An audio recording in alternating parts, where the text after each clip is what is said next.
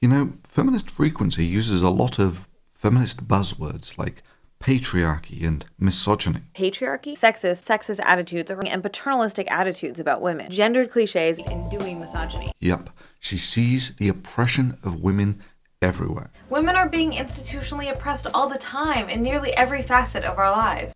Now, in many ways, Anita using her pop critic skills Now, I'm a pop culture critic. to show how oppressed women are has made her almost a very cartoony caricature trope of the modern feminist. A trope is a common pattern in a story or a recognizable attribute in a character that conveys information to the audience. A trope becomes a cliche when it's overused.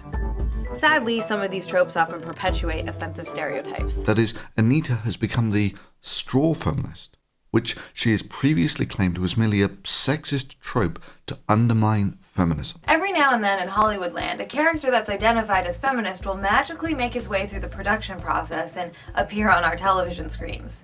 Unfortunately, this is almost never good. I've heard it said that in the game of patriarchy, women are not the opposing team, they are the ball. Hollywood writers rely on one of the most deceptive and disgusting tropes ever to be forged in the fires of Mount Doom.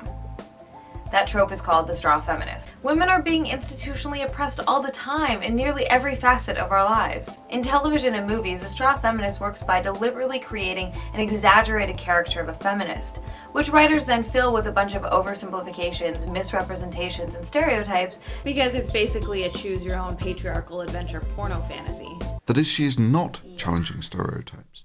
She is reinforcing and fitting into them. The goal is to make feminists and our movements look completely ridiculous, over the top, and unnecessary. It's an old yet effective tactic, but clearly it's working because I often hear young women saying, I believe in the equal rights of women, but I'm not a feminist.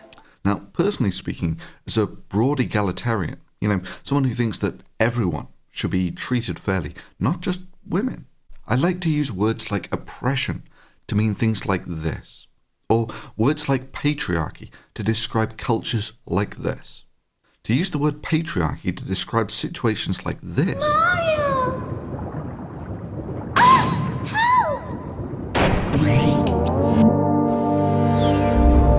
Help! merely reduces the word to a trivial level of first world problems.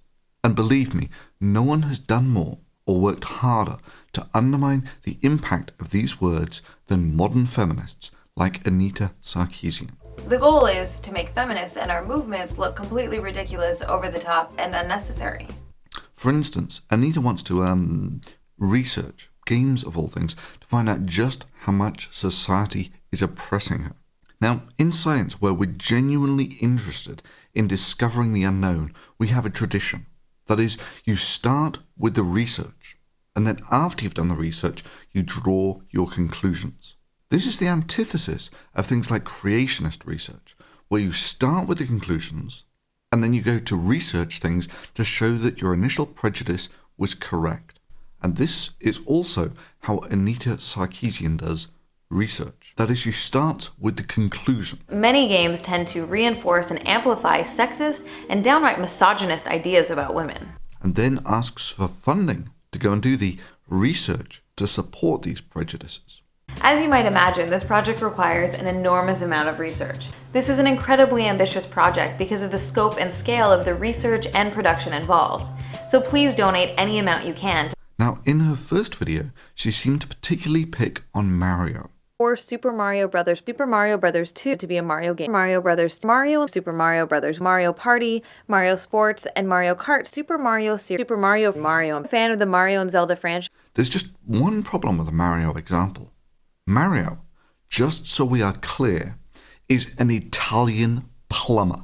It really is hard to think of a more underrated, underprivileged, disposable, and instantly forgettable male. Peach, on the other hand, is a princess. Well, no privilege there then. Oh, I'm sorry, did your pop culture critic, feminist, and womanly skills miss that? Now, I'm a pop culture critic. I am a feminist and I'm a woman. Because, nothing is worse in a patriarchal society than being a woman. Except maybe being a feminist. I'll make this simple for you, Anita. Really, really simple. You can claim as a hypothesis all you want That women not being portrayed as you want in video games is making society misogynistic.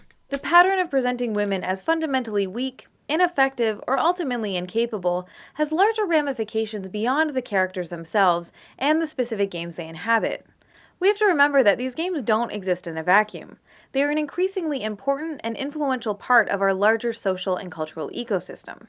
The reality is, this trope is being used in a real-world context where backward sexist attitudes are already rampant. Just like you could claim that Pokemon is set in a real-world situation. Pokemon, plural, are incredible creatures that share the world with humans.